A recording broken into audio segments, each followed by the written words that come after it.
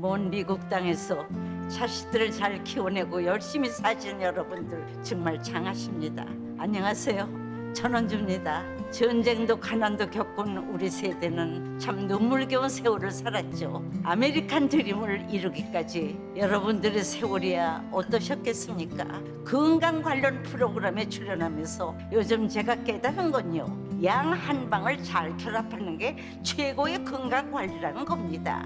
클레버 케어, 메디케어 어드밴티지 플랜 아세요? 양방과 한방의 좋은 혜택들을 쏙쏙 뽑아서 제공해주는 똘똘한 플랜이더군요. 우리 한인의 건강 문화도 이해하고 실력 있는 한국 의사와 전문의를 척척 연결해 준다니 얼마나 똘똘합니까? 이제 우리도 똘똘한 클레버 케어 플랜으로 150까지만 사십시다.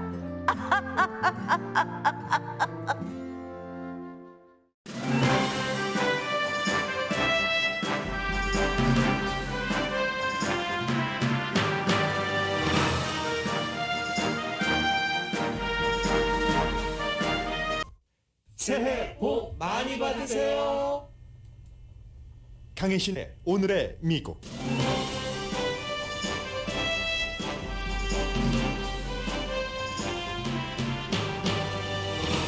이자율이 3월부터 오르는 건 기정사실이 됐고, 지난해 미국 경제는 레이건 대통령 집권 이후 가장 큰 폭으로 성장했습니다. 이자율이 오른다고 인플레이션이 잡힌다는 보장은 없습니다. 큰 폭의 경제 성장은 좋은 뉴스지만 아직도 팬데믹 이전 수준을 회복해야지 되는 분야가 많습니다. 1월의 평균 렌트비는 1년 전에 비해 전국적으로 평균 12%가 비싸졌습니다. 오미크론 변이는 케이스는 줄고 사망률이 늘어나면서 대부분 지역에서 피크를 친 것으로 이제는 가닥이 잡힙니다. 한국인에게 잘 알려진 가수 닐 영의 모든 노래가 스트리밍 서비스 업체에서 내려졌습니다. 닐 영이 이 업체에 백신에 관한 잘못된 정보를 방송하는 팟캐스터와 자신 중에 선택을 하라고 요청했고, 이 업체는 구독자가 많은 팟캐스터를 선택했습니다. 스티븐 브라이어 연방 대법관이 은퇴한다고 발표한 뒤 후임으로 흑인 여성이 지명될 것은 거의 확실합니다. 연방 대법원의 방향은 바뀌지 않지만 여자 대법관이 4명으로 늘어나고 최초의 여자 흑인 연방 대법관 탄생 가능성이 뉴스의 초점입니다. 물론 정치적인 것도 얽혀 있습니다. 북한이 올 들어 6번이나 미사일을 발사하면서 미국의 시선 집중을 받으려고 노력합니다. 러시아와 미국은 양보하지 않으면서 우크라이나 사태에 대한 협상을 이어갑니다. 공화당 예비선거 후보들은 팍스뉴스 터커 칼슨 주장대로 미국이 우크라이나를 돕지 말아야지 된다는 말들을 합니다.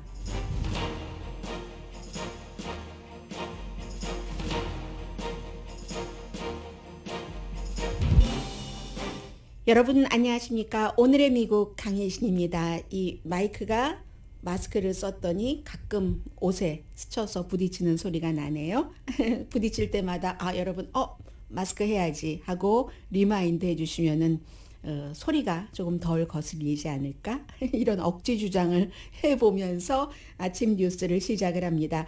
오늘 경제 뉴스부터 전해드리겠는데 어제 오후는 아니죠. 동부 시간으로는 오후지만 로스앤젤레스 시간으로 아침에 발표한 연방준비제도가 이제 3월 달부터 다음 공개시장위원회 회의가 3월 중순에 있는데 그때부터 이제 이자율을 올리고 공개시장위원회에 있는 내내 올릴 수도 있다. 이러한 것을 시사를 했는데 연방준비제도는 실업률이 3.9%로 많이 낮았으니까 이제는 이자율을 올릴 만한 그런 그 시기가 됐다라고 얘기를 하고, 또 한 가지는 오미크론에 대해서도 이제 좀 낙관적이라는 얘기를 연준 의장이 했습니다.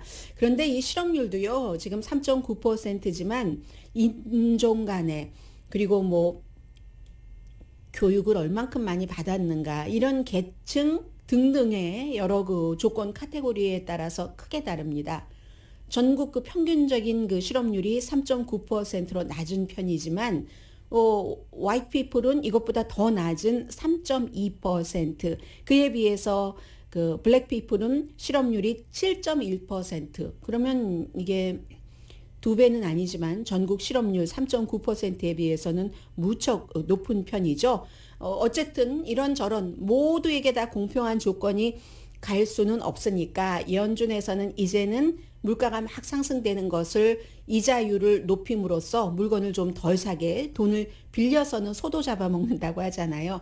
그런 형태로 이자율을 높여서 돈을 좀 덜 쓰게 하는 그런 형태를 간다는 것을 발표를 했는데 이제 그 효과는 잠시 뒤에 말씀드리겠고 이 내용은 정말 오늘 그 믿거나 말거나 라는 표현을 하는 곳이 많았습니다. 어제 제가 잠깐 경제 뉴스에서 꽂아 넣었는데 지난해에 그 국내 총생산 GDP가 그 1년 전에 비해서 5.7%가 성장했다. 이게 이제 오늘 상무부에서 아침에 다시 한번 공식적으로 발표를 하면서 빅뉴스가 됐는데 굉장히 큰 폭이죠. 84년도 로널드 레이건 그 대통령 이후에 그 당시는 뭐 이것보다 더 높았고요. 뭐 7자가 들어갑니다. 퍼센테이지로 볼 때. 그런데 어쨌든 이렇게 많이 큰 폭으로 성장을 했다고 하고 4분기는 6.9%입니다. 전체적으로 이제 앞부분에 생각을 해보시면 개인 소비가 이제 늘어났기 때문인데 우선 소비 분야를 보면은 개인 소비가 3.3%가 늘어났고 좀 균형을 잡아간다고도 볼 수 있습니다. 그전에는 이제 내구재를 많이 샀죠. 팬데믹 때문에 집에 꼼짝 못하고 있을 때는. 그런데 점점 이게 바깥에도 나오고 하면서 내구재보다는 바깥에 나와서 쓰는 돈은 뭐 거의 여행을 포함해서 서비스 비용이 많잖아요. 서비스 상품이 큰 가전제품을 제외하고는 돈이 많이 들어가는 것이기도 하고 그래서 이제 균형적인 그런 것을 이루어가고 있다라고 얘기를 하는데 이게 왜냐하면 이제 백신 맞은 사람이 지난해 그 5월부터 점차 늘어나면서 밖에 나가서 식사도 하고 그게 이제 봄과 여름에 있었던 일이죠. 그렇기 때문에 6월과 7월 2달 동안의 고용이 200만 명이나 늘어났습니다. 한 해 고용의 뭐 거의 그 3분의 1을 2달에 했으니까 그게 넉 달은 걸려야지 되는데 평균으로 보더라도 아무튼 그렇게 됐습니다. 그러다가 이제 델타로 여름 지나면서 주춤해졌고 10월 이후에는 11월 초에 오미크론이 등장해서 오미크론으로 인한 경제 위축이 반영되는 것은 그 이후였고요. 그렇기 때문에 이제 3, 4분기에 경제 성장이 6.9% 할러데이 시즌도 있고 있으니까 그렇게 된 겁니다. 그런데 보면은 지금도 미국의 경제가 지난해에 5.7%가 1년 전에 비해서 성장했다고 하지만 국내 총생산 GDP가 아직도 팬데믹에 잡혀 있습니다. 팬데믹에 의해서 이렇게 저렇게 모든 것이 다 조절되고 있기 때문에 그리고 5.7% 성장이지만 이것보다 더 큰 성장을 예상했었던 전문가들도 많습니다. 한 6.7% 정도. 왜냐하면 그 전에 또 전전해에 너무나 전전해는 아니고 그 전해에 2020년에 너무나 위축됐기 때문에 이 정도 되고 백신을 뭐 이 정도 미국 사람들이 그렇게 다른 개발된 국가에 비해서 많이 맞은 편은 아니지만 그래도 이 정도 되면 조금 더 하고 예상을 했었던 기대를 했었던 전문가들도 있습니다. 그럼에도 불구하고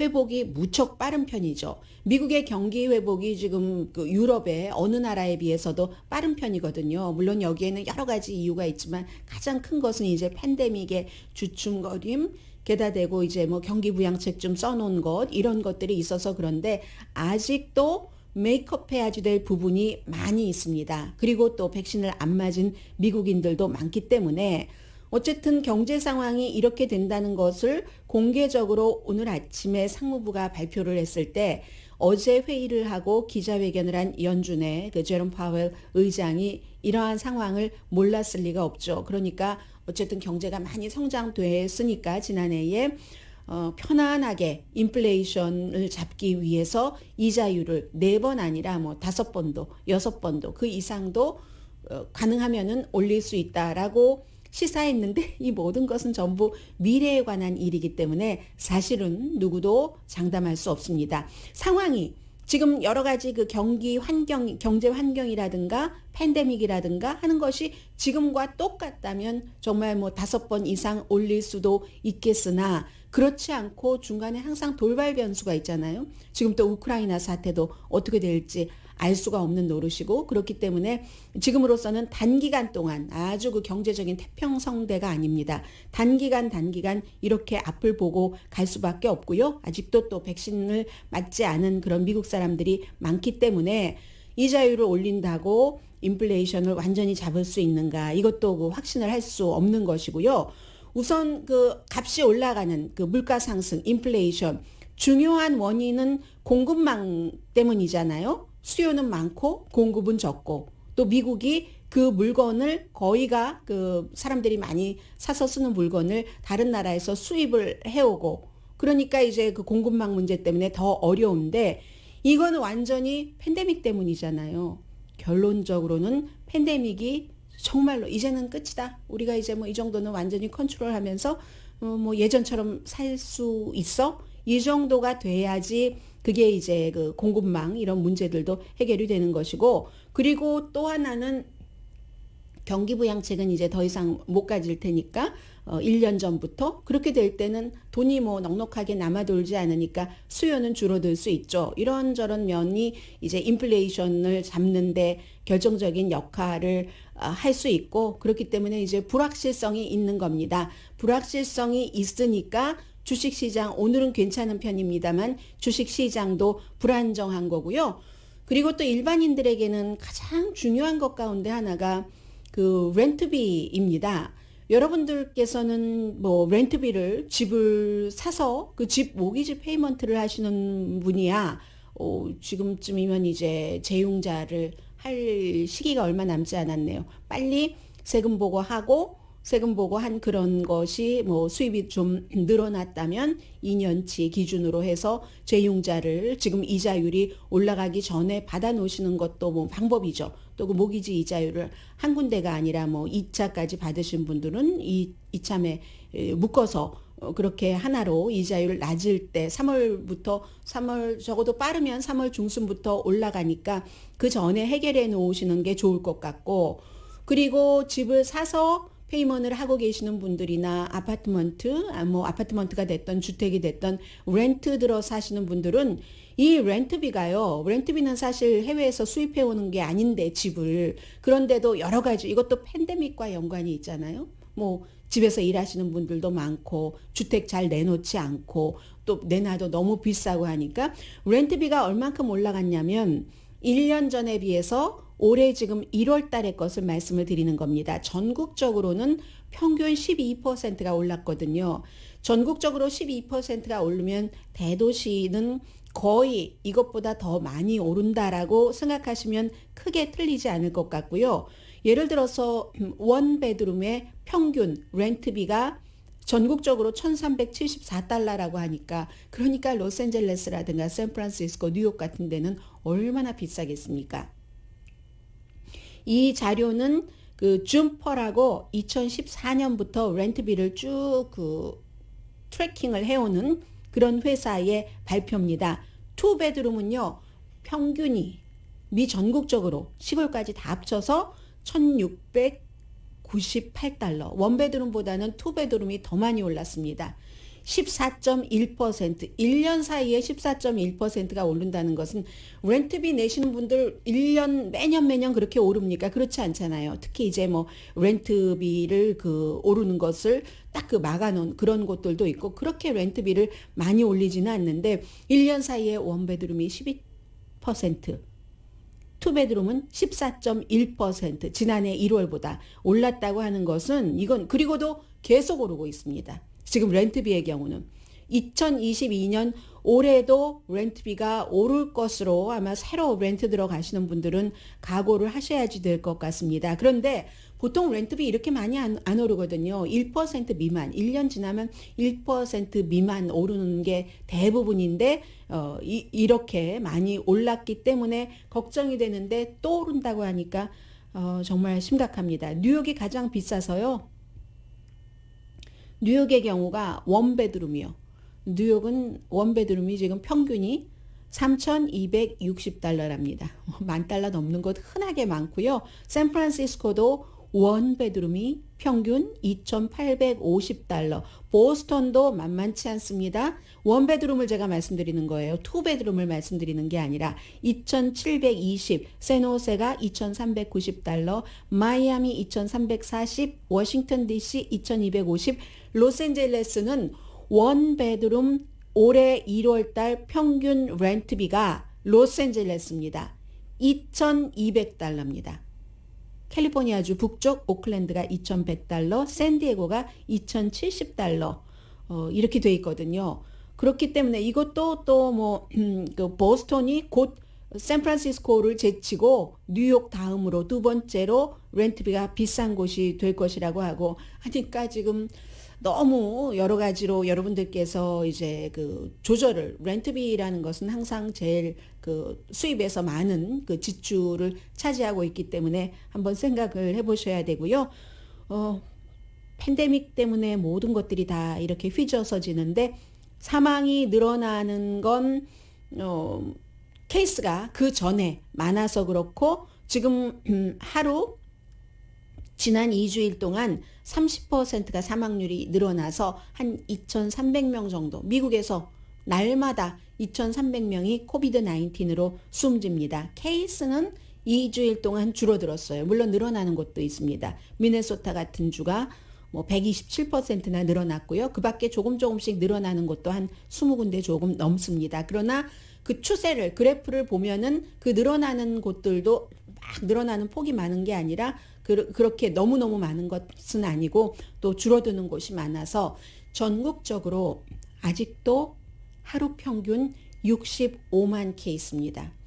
2주일 사이에 케이스가 양성 반응 받으시는 분들이 17%가 줄어들었다고 하는데도 65만 명이 양성 반응을 날마다 받는다고 하는 것은요. 65만 명은 그 미국 알래스카주 한 주, 그 주에 살고 있는 그야말로 그 원주민을 포함해서 모든 인구, 알래스카 한 주의 인구만큼 아직도 날마다 이 케이스가 미국에서는 늘어나고 있기 때문에 이 모든 것들, 모든 지금 분위기를 보면은 경제가 되었건 무엇이 되었건 팬데믹이 어디로 가고 있는가에 따라서 결정이 됩니다.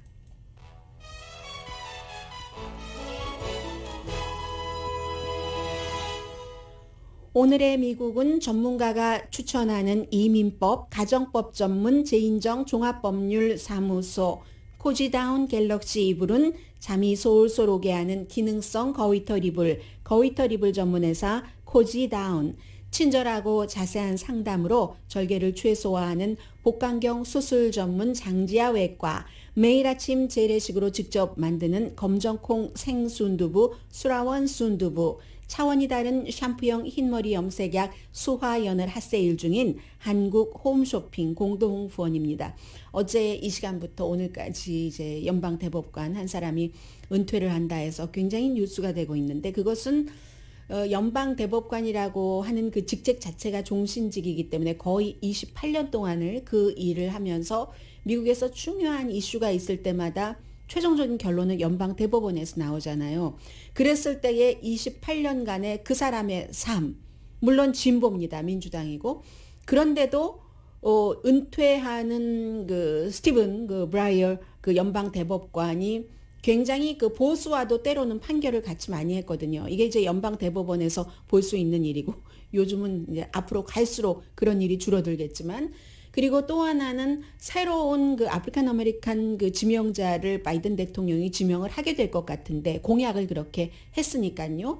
이건 또 뭘 말하는 건지 이것도 사실은 뭐 소설 읽듯이 그렇게 아주 편안하게 들어두실 수 있는 내용입니다. 잠시 뒤에 전합니다.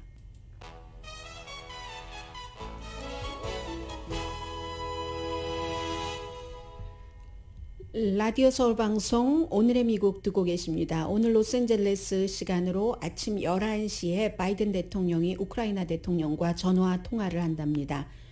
지금 러시아의 우크라이나 침공 그 가능성 거기에 대해서 얘기를 하는 게 뭐 당연하고요.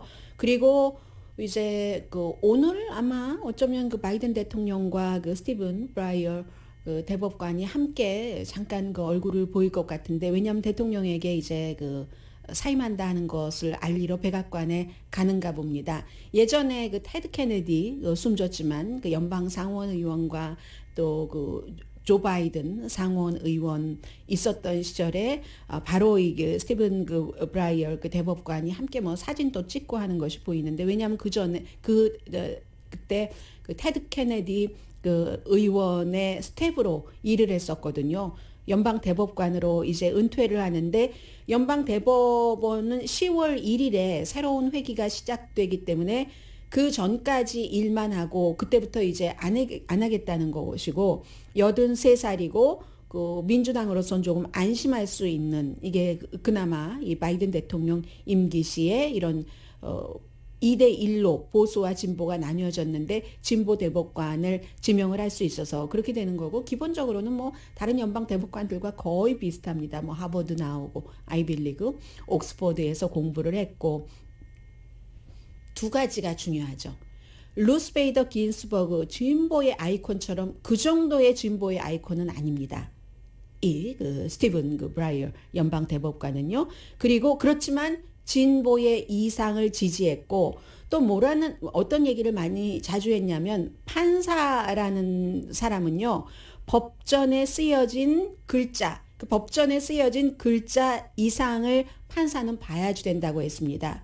왜 그렇게 법전에 쓰였을까? 그것을 썼을 때의 목적, 그리고 어떤 그 결과 같은 것을 그 법을 그 이제 판단을 하고 심의를 할 때 꼭 봐야지 된다는 거죠. 그런 접근으로 이제 진보의 이상, 뭐 낙태를 지지했고, 인종분리에 대해서는 아주 그 차갑게 뭐 여러 가지로 대응을 했고, 사형제도에 반대를 했고, 그런데 뭐 대통령의 파워를 제한하는 것 지지했습니다. 그리고 공화당과도 마치 그 많이 일을 같이 했었던 적이 있거든요. 지금이야 6대3이기 때문에 그렇지 않지만, 예를 들어 범죄에 대해서는 공화당이 더 강하게 가고 있잖아요. 그런 것에 대해서 어떤 때는 그 공화당과 같이 일을 했고, 공공장소에서 어떤 그 종교적인 것을 할 때는 조심스럽게 접근해야지 된다 하면서 공공장소에 한 40풋 높이의 그 십자가 세우는 것도 지지했거든요. 그런가 하면은 알고오 전 그 부통령과 이 부시 그 후보가 같이 막 그 몇 표 차이 나지 않고 하는데, 플로리다주에서 알고오는 한 번 더 송개표를 하기를 원했는데 불과 얼마 차이 나지 않는 것으로 졌으니까요. 다시 한번 송개표를 하자고 했는데, 그때 이 그 브라이어 연방 대법관은 공화당과 마찬가지로 됐다, 그만하면 충분하다 해서 이제 알고가 손들고 그 패배를 시인을 했었던 그런 것이고요. 또 이제 그 당시에도 연방 대법원에서도 이 대법관 아래서 일하는 사람들이 많잖아요. 서기, 뭐 클락 이런 사람들이 많은데, 한때는 무슨 공화당이라기보다 보수 대법관, 또 진보 대법관 서기들이 서도 얼굴도 안 쳐다보고 말도 안 하고, 이럴 때도 그 다이닝룸에 가서 보수적인 그런 사람들과 얘기를 하고 있었던, 그 굉장히 좀 그 융통성도 있다고 할 수 있고요. 실용적이라고 뭐 그렇게도 볼 수 있고 한 그런 사람입니다. 절충, 또 뭐 합의 일을 하는 것, 또 실용적인 진보, 뭐 지적으로도 겸손하신 그런 분이었고요. 하는데 본인은 이런 모든 것들을 테드 케네디 연방 상원 의원과 같이 일하면서 많이 배웠다라고 하는데, 뭐 항소법원도 알고 할 것은 다 그 했습니다. 항소법원 판사도 하고 해서, 판사를 법복을 입은 정치인이다 이렇게 볼 때 정말로 그 법원의 그 신성함, 어떠한 그 초당적으로 해야지 된다는 이슈만 보고 가야지 된다는 그런 그 정통성의 위협이다. 판사를 법복 입은 정치인으로 보면 그러면 안 된다 하면서, 본인은 그렇게 보이지 않으려고 굉장히 그 노력을 했었던 사람이기 때문에 판결문 내는 것 같은 것을 보더라도 아주 극단적으로 쓰는 게 아니라 좀 절제가 있고 유연하고 절충하고 그런 자제라고 할까요? 그런 것들을 판결문에 많이 쓴 사람으로 평가를 받습니다. 사실은 여기까지는 한 분 28년 동안 미국의 여러 가지 그 흐름을 그 주도하는 판결을 했었던 은퇴하는 연방 대법관 그 스티븐 그 브라이어 대법관에 대한 얘기였고, 더 중요한 것은 그럼 다음에 누가 되는데 입니다. 캘리포니아주 대법원의 판사도 지금 서열로 따지면 그 지명된다 하는 넘버 2고 넘버 1은 또 다른 사람인데, 지금 바이든 대통령은 아프리칸 아메리칸들에게 굉장한 그 정치적인 빚을 졌습니다. 사우스캐롤라이나주에서 정말 이 사람 다 죽었어 라고 생각을 했는데, 사우스캐롤라이나에서 그 아프리칸 아메리칸 정치인이 바이든을 지지해야지 된다 하는 그 캠페인을 하고, 그 캠페인을 듣고 사우스 캐롤라이나에서 아프리칸 아메리칸이 확 몰아주면서 회생했습니다. 예비선거에서. 그래서 여기에 진 빚, 그리고 민주당이 또 앞으로의 선거에서도 계속 아프리칸 아메리칸 표가 민주당에게는 굉장히 중요하기 때문에 선거 당시부터 내가 연방 대법관을 지명을 하면은 아프리칸 아메리칸 여성을 하겠다라고 했고, 지금 물망 위에 올라와 있는 사람들이 전부 아프리칸 아메리칸 여성이거든요. 미국의 민주당 대통령으로서는 2010년 이후에 처음으로 지금 이제 그 연방 대법관을 지명을 하게 되는 사람인데, 아무튼 이 스티븐 그 브레이어 그 연방 그 대법관이 1994년도에 빌 클린턴 전 대통령이 지명을 했는데, 그때와 세월이 오래 흘러서 지금과는 굉장히 지금 뭐 연방 대법원의 분위기도 달라졌고, 사회의 분위기도 그때보다는 무척 뭐라고 할까요? 그 가파르다고 할까요? 당시에 이 사람이 상원에 87표를 받고 당선됐거든요. 지금은 그런 거 기대하기 거의 힘들죠. 그 스티븐 그 브레이어 그 연방 대법관이요. 아무튼 그렇습니다. 그래서 2016년도에 한번 그 버락 오바마가 기회가 있었죠. 지금은 이제 연방 그 법무장관이 된 그 메리 갈란드, 당시에 워싱턴 DC의 항소법원 판사로 있었을 때 굉장히 온건한 사람으로, 항소법원 판사 있을 때도 다 뭐 청문회 거쳤고 했는데 공화당도 무척 좋아했는데 딱 2월로 기억이 됩니다. 11월에 선거가 있잖아요. 그랬더니 공화당이, 특히 미치 매코넬 공화당 상원 그 원내 총무가 상원에서 인준 청문회를 하니까 무슨 대통령회의에 뭐 연방 대법관을 이런 걸 한단 말이야 하면서 청문회조차 열지 않아 줬습니다. 그런데 트럼프 전 대통령이 나중에 한 명을 지명을 할 때는 불과 선거 얼마 남겨놓지 않고 정말 후다닥 처리를 해줬거든요. 그래서 2010년 이후에는 민주당 대통령으로서는 처음 하는 것인데, 흑인 유권자에게 보답하기 위해서 우선 캘리포니아주의 대법원의 그 판사 보면은 레온드라 크루거 여성 그 판사입니다. 그런데 우선 가장 중심적인 분 한 분만 소개를 해드리겠습니다. 나중에 이제 이런 것들이 나오니까요. 캐탄지 브라운 잭슨, 올해 나이가 51살이고 바이든 대통령이 지방법원에서 파워풀한 워싱턴 DC의 항소법원으로 올린 사람입니다. 이 항소법원 판사는, 잭슨 판사는 여자고요. 당연히 아프리칸 아메리칸 여자 판사인데, 바로 그 자리에 메리 갈란드 지금 연방 법무장관이 있던 자리거든요. 거기를 올렸고, 9년 전에는 그냥 다른 법원 판사로 갈 때는 정말 만장일치였는데 지금은 그럴 것 같지 않습니다. 해서 워싱턴 DC 지방 판사에서 뭐 오래 했어요. 2013년부터 21년까지 워싱턴 DC 항소법원 판사를 하고 있고, 그러니까 인준 청문회는 통과했죠. 지난번에 그 민주당 50명 전원과 공화당에서 여성 2명하고 뭐 리자 머코스키 등, 그리고 또 다른 한 명, 공화당에서 3명도 찬성을 해서 지금 항소법원 판사를 지내고 있는데, 이분의 중요한 것은 당연히 뭐 하버드 출신이고 아이비리그예요. 전부 뭐 관선 변호사를 했고, 가난한 사람 2년 동안 했는데, 형량위원회라고 미국의 1984년도에 만들어졌는데, 센텐싱 커미션이라고, 이 위원회는 뭐 공화당 민주당 가릴 것 없이 좀 초당적으로 연방 법원들의 형량에 대해서 가이드라인을 주는 곳입니다. 왜냐하면 그 당시에 정말 그 아프리칸 아메리칸과 백인과의 사이에서 똑같이 만약에 마약을 했다 할 경우 아프리칸 아메리칸들이 너무 심각하게 그 형량 선고를 받아서 바로 지금 이 지명될 가능성이 높은 캐탄지 브라운 잭슨 판사도 그 10대 때 엉클이 뭐 작은 그 마약 문제로 인해서 뭐 종신형을 선고받고 그랬던 일이 있거든요. 그래서 형량위원회에서 그런 것들을 좀 균형을 맞추는 일들을 많이 그 했었던 사람이고요. 그리고 이 지금 은퇴하는 그 스티븐 브라이어 변호사의 클락이기도 했습니다. 보통 그렇게 많이 하죠. 가장 최근보다 그 전에 이제 연방 대법관이 된 브렉 캐버나우 같은 경우도 앤서니 케네디의 그 클락이었었잖아요. 2018년도에. 그리고 그의 자리를 채웠는데 이번에도 아마 지금 아프리칸 아메리칸 여성 켄탄지 브라운 잭슨 항소법원 워싱턴 DC 판사가 될 가능성이 높지 않을까라고 보고 있는데 연방 대법원의 역사가 115년인데 115년 역사상 그 흑인은 2명이고 2명 다 남자죠. 당연히 지금 클레런스 토마스하고 더굿 마샬이라는 정말 아주 좋은 평가를 받고 있는, 그래서 이번에 만약에 인준이 되면은 최초의 여자 아프리칸 아메리칸 연방 대법원 판사가 됩니다. 미국의 그 순회 법원이 굉장히 중요하잖아요. 13군데가 있는데 순회라는 말 그대로 서킷이라는 말 그대로 이렇게 그 판사들이 좀 다른 지역으로 돌아다니면서, 왜냐하면 시각도 좀 넓히고 케이스도 많이 보고 지역에 따라 다르잖아요.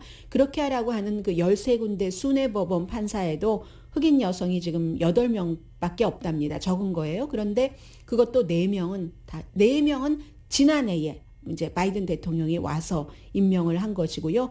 그런 형태로 연방 대법원에 아프리칸 아메리칸 그 여성 대법관이 탄생을 한다 하더라도 그런 백인 여성 주이시 있고 소니아 소토마요르 있고 그 라티나, 그리고 또 역시 백인 에이미 코니 베럿이 있고 아프리칸 아메리칸 이 잭슨 그 지명자가 들어간다고 하면은 9명 대법관 가운데서 4명이 이제 여자가 되는 거고요. 이슈로는 그 브라이어 그 대법관보다는 조금 진보적이겠지만 크게 변화가 있지는 않을 겁니다. 성별의 변화. 그러니까 연방 그 대법원의 방향은 안 바뀌는데 보수가 진보보다 2배 많은 것은 여전한데 여성이, 아프리칸 아메리칸 여성이 들어간다는 것이 다르고, 그래서 앞으로 이제 새로운 연방 대법관이 나와도 당분간 미국에서 낙태에 대해서 제한이 되는 것, 총기 권리는 강화되는 것, 어퍼머티브 액션을 이제 그 심의를 하기 때문에 굉장히 중요해지죠. 아무래도 약해지지 않을까 지금 이렇게 봐지고 있고, 이렇게 말씀드리다 보니까 언제가 되어야지 그 에이시안 아메리칸, 특히 코리안 아메리칸은 연방 대법관이 될까 생각을 해보게 되네요. 고홍주라는 그런 인물을 만약에 그 코리안 아메리칸 중에서 연방 대법관이 나온다면 최초가 될 것이다 하고 한때 오바마 때에 꿈꿨던 적도 있었는데 지금 미국 상황은 이렇게 됐습니다. 라디오 서울 방송 오늘의 미국 듣고 계십니다. 지금 바이든 대통령이 백악관에서 은퇴하는 그 스티븐 그 브라이어 연방 대법관에 대해서 같이 나와서 얘기를 하고 있습니다. Breyer's family for being partners in his decades of public service. In particular, I want to thank his wife, Dr. Joanne Breyer, who is here today and who has stood 네, by. 지금은 이제 처음에 그 인사말이죠. 그동안 수십 년 동안이나 미국에서 이런 그 중요한 일을 하면서 봉사를 해줘서 너무 감사하고, 특히 처음 우선 말할 것은 그 와이프가 닥터인가 보네요. 닥터 그 브라이어 그 대법관의 와이프가 얼마나 많이 서포트했는지 그런 얘기를 지금 하고요. 뭐 오늘 뭐 중요한 뭐 대단한 얘기가 나오는 것은 아니니까 일단 뉴스 전해드리겠습니다. 지금 그 팬데믹이 알게 모르게 너무나 그 우리를 알 수 없는 곳으로 가져가고 있는데, 그 Heart of Gold를 부른 닐 영이 월요일에 그 음악 또 오디오 컨텐츠를 그 스트리밍 서비스를 하는 젊은이들은 굉장히 많이 이용을 하고 있죠. 그 스포티파이라는 곳에 편지를 매니저를 통해서 보냈습니다. 스포티파이가 음악 스트리밍도 하지만 여러 가지 그 팟캐스트를 하는데, 그 팟캐스트 가운데서 조 로건이라는 사람이 그 뉴욕타임스 지적에 따르면 세상에서 가장 영향력이 있는 팟캐스터, 뭐 1100만 명 정도가 하나의 에피소드당 1100만 명이 듣는다고 하니까 대단하잖아요. 그런데 닐 영이 볼 때는 이 사람이 백신에 대해서 가짜를 너무 많이 주장을 하고 있기 때문에 내가 그런 그 사람의 것을 그 스트리밍 서비스를 하는 곳에 내 노래를 올릴 수 없다. 그러니까 이 스포티파이는 나를 선택하든 그 조 로건을 선택하든 한 사람만 선택을 해라 했더니 이 스포티파이가 조 로건을 선택을 했어요. 구독자가 에피소드 하나당 1,100만 명이 된다고 하고 이 사람과는 그러니까 돈이에요. 돈. 계약한 거거든요. 2020년도에 1억 달러를 주고 그의 쇼를 이 스포티파이에서만 독점으로 스트리밍 서비스를 해서 사람들이 이제 그 듣고 보고 할 수 있도록 그렇게 한 것이죠. 그래서 이제 닐 영의 결정에 대해서는 참 우리는 안전과 창조자의 자유 사이에서 균형 있는 책임을 져야지 되는데 이 회사 대변인의 얘기예요. 그게 딜레마다. 균형 있는 책임이 아니라 완전히 조 로건은 선택을 했는데요. 근데 말은 아무튼 그렇게 했습니다. 닐 영의 우리 이 시스템에서 음악을 내리게 한 것은 굉장히 유감이지만 다시 오길 바란다라고 얘기했고 이 조 로건이라는 사람이 계속 하는 얘기, 예를 들어서 뭐 백신을 안 믿는다 뭐 이런 얘기예요. 그러면서 젊은 사람은 절대로는 아니지만 백신을 맞을 필요가 없다. 이런 방송을 계속 하니까 특히 12월 달에 하나의 에피소드가 무척 유명했었거든요. 그래서 그 에피소드에 대해서 과학자, 의학자, 교수 260명이 270명이네요. 넘는 헬스케어 전문가 이런 사람들이 공개적으로 편지를 보냈습니다. 저 사람 저 엉터리 없는 주장을 하는데 1,100만 명이나 되는 사람들이 다 듣고 그것을 또 퍼뜨리잖아요. 또 얘기하고 이게 이제 닐 영의 얘기거든요. 그럼에도 불구하고 이 스포티파이는 이 조 로건이라는 이 팟캐스터를 선택을 했습니다. 북한이 1월 달에 6번의 이런저런 형태의 미사일을 발사했습니다. 이번에는 이제 2발 단거리 탄도미사일을 발사해서 뭐 118마일 정도 갔는데 함흥에서 발사해서요. 근데 예민한 시기잖아요. 점점 째깍 베이징 올림픽 오고 한국 대선도 지금 째깍 오고 있는데 크루즈 미사일 발사하고 이틀 만에 단거리 탄도미사일을 발사를 한 겁니다. 단거리이기 때문에 뭐 특별히 뭐 제재받는다든가 심각하게 그런 거는 없는 것 같은데 북한의 목적은 너무 당연하게 아주 눈에 보이게 드러나는 거죠. 프로그램 우리가 계속 개발하고 있어. 그런데 한 달에 6번이나 한다는 것은 주목받길 원하는 겁니다. 바이든 행정부로부터. 그런데 바이든 행정부로부터 무시당하고 있다고 생각하니까 좀 더 적극적으로 뭘 해. 바이든 행정부는 이렇게 얘기하잖아요. 조건 없는 대화를 언제 어디서든지 하자 하는데 북한이 원하는 건 그냥 말의 잔치가 아니라 경제 제재를 좀 풀어달라라는 거잖아요. 그렇게 하면서 뭐를 주고 대화하자고 할 때 우리가 하지 무료로 할 것 같아? 아니지. 지금 이런 그 전략을 북한은 하고 있는 것이고 하니까 이제 1월 5일, 1월 11일이 이제 극초음속 미사일을 발사를 했고 요격하기 힘든 그렇게 했는데 결국은 그 바이든 대통령이 국내 문제도 있고 다른 문제들도 있고 북한 문제를 1순위로 아직도 한 달이 채 지나가기 전에 6차례 그것도 뭐 2발씩 발사한 적이 여러 번 있죠. 했어도 아직은 뭔가 대응을 해주지 않고 있는 겁니다. 그런데 2월 달에는 김정일 그 위원장 생일 뭐 살아 있었다면 80회 그리고 뭐 4월 달에는 또 김일성 주석 뭐 살아 있다면 110회 이렇게 되잖아요. 탄신일 북한에서 말하는 그렇게 되기 때문에 그 이전에 여러 가지가 있을 수도 있고 북한 문제는 지금 뭐 우크라이나 이런 사태에 비해서는 미국에서는 거의 그 중요하게 다루지조차 못하고 있는 형편입니다.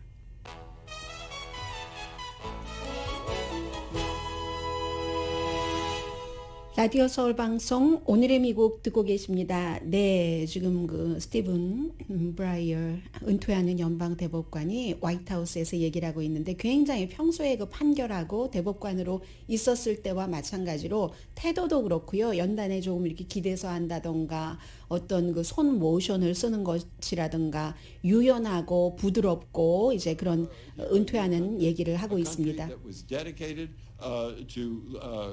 Liberty and the proposition that all men are created equal, conceived in liberty. 여기저기. 네, 이 모든 인간은 그 평등하게 태어났다. 이제 이런 것을 얘기를 하는데 그 좀 전에는 어떤 얘기를 했냐면 미국이라는 나라는 정말로 복잡하다, complicated라고 표현을 하고 있습니다. 인구가 우선 뭐 3억 3천만 명 이상이 되고 하면서 지금 이 자리에 있는 백악관에 있는 여러분들도 여기서부터 저기까지 다 그 의견 차이가 있을 겁니다라고 하면서 어머니가 얘기하실 때 미국은 뭐 종교, 성별, 인종 모든 그리고 시각 자체가 정말 모든 그 포인트 오브 뷰가 모든 시각이 다 가능한 다양한 그런 그 나라가 미국이다 하는 것을 얘기를 하고 있습니다. 네. 예, 러시아 얘기 조금 말씀드리고요. 미국과 나토가 어제 러시아 측에 이제 그 우크라이나 그 부분에 대해서 서면으로 답장을 했더니 러시아가 우리가 원하는 건 그 답장이 없네. 우리는 지금 나토군을 뭐 1990년대 그때 당시처럼 특히 우크라이나 쪽에 없도록 다 물려라. 군사를 나토군을 다 물려라 하는 것이고 그것에 대해서는 say no 했지만 다른 것은 협상이 가능하다. 예를 들어서 그 지역에서 훈련을 할 때 뭐 흑해 주변이든 어디가 됐든 훈련을 할 때 그 훈련 자체를 좀 투명하게 한다던가 또 무기 컨트롤에 대해서는 할 수 있다. 이런 정도 제안해 놓은 것이고요. 아직 결론 내리지 않았다고 러시아의 외무장관은 말하고 있는데 공화당이 지금 중요합니다. 공화당 정치인들이 예비선거가 이제 곧 치러질 텐데 어제 터커 칼슨을 잠깐 말씀드렸는데 터커 칼슨의 기본적인 그 이슈는 이겁니다. 우크라이나에 대해서 트럼프 전 대통령과 마찬가지로 개입하지 말아라. 근데 이제 이 케이스에는 개입하지 않을 경우는 러시아가 우크라이나를 가져갈 수 있는 것이고 그로 인해서 그 동유럽에서의 민주주의가 깨질 수 있는 것이고 러시아의 파워가 강해질 수 있는 거잖아요. 터커 칼슨은 왜 미국이 그 우크라이나 거기에 뭐 군사력을 지원을 하고 그러느냐라고 얘기를 하고 있는데 이 같은 터커 칼슨의 주장을 많은 공화당의 예비선거 후보가 말로는 좋게 하죠. 미국 문제부터 해결해야지 된다. 터커 칼슨은 이 우크라이나 이 문제는 미국의 1, 2, 3, 4, 5 넘버 그 20 우선순위에 들어있지도 않아라고 얘기를 하지만 막상 만약에 정말로 그 러시아가 정말 흑심을 결심을 하고 우크라이나를 침공한다면 유럽에서 3차 대전, 2차 대전 이후에 가장 큰 전쟁이 일어날 수 있는 것이고 그렇게 하여서 영원히 서방 세계와 미국은 멀어질 것인가? 뭔가를 돕지 않는다고 그 러시아의 그쪽에서의 점점 그 다가오는 이런 것들 뭐 이런 여러 가지 문제가 있기 때문에 그 문제가 미국과 전혀 연관이 없다고 아무도 말할 수 없는 거죠. 그런데 지금 공화당에서는 터커 칼슨을 중심으로 해서 국내 일이나 잘해라. 다른 나라 일에 개입하지 말아라. 근데 이제 이 경우에 개입하지 않으면 푸틴의 영향력이 굉장히 그 확장되는 그런 것이고요. 그래서 이 트럼프 전 대통령의 영향력이 아주 컸습니다. 지난 4년 사이에 2014년도에 조사를 하고 2018년도에 조사를 했습니다. 영국의 YouGov가 조사를 했더니 러시아를 미국의 친구이거나 동맹이다. 이렇게 생각하는 사람이 2014년도에는 22%였는데 그런데 2018년도에는 44%가 됐습니다. 그럼 4년 사이에 호감이 반이나 늘어났다는 거잖아요. 반이 아니라 배가 늘어났다는 거잖아요. 22%에서 44%. 그렇기 때문에 그 전에 공화당 대통령 부시 대통령 때와 지금의 이 공화당은 상당히 달라졌다 하는 것을 볼 수가 있습니다. 말은 좋죠. 미국이 다른 나라에 개입하지 않고 아메리카 퍼스트. 그런데 아메리카 퍼스트 하면서 다른 나라로부터 고립이 되고 다른 나라 그 미국의 위치가 세계 넘버 원이 되지 못한다면 그 결과는 또 그 결과에 대해서는 만족할 수 있을지 그건 뭐 또 알아서 결정을 할 문제들이죠. 유권자들이요. 오늘의 미국은 전문가가 추천하는 이민법, 가정법 전문 제인정 종합법률사무소 코지다운 갤럭시 거위털이불은 잠이 솔솔 오게 하는 기능성 거위털이불, 거위털이불 전문회사 코지다운, 친절하고 자세한 상담으로 절개를 최소화하는 복강경 수술 전문 장지하 외과, 매일 아침 재래식으로 직접 만드는 검정콩 생순두부, 수라원 순두부, 차원이 다른 샴푸형 흰머리 염색약 수화연을 핫세일 중인 한국 홈쇼핑 공동 펀이었습니다. 10시에 좋은 아침, 좋은 하루 방송됩니다. 네, 대통령과 은퇴하는 연방 대법관 브라이어 대법관은 이제 안으로 들어갔는데 한마디로 바이든 대통령이 그걸 보여주고 싶었던 겁니다. 본인이 얘기했었던 흑인 여성 연방 대법관 그 지명자를 내겠다는 것을 재확인시켜 줬습니다. 강희신이었습니다.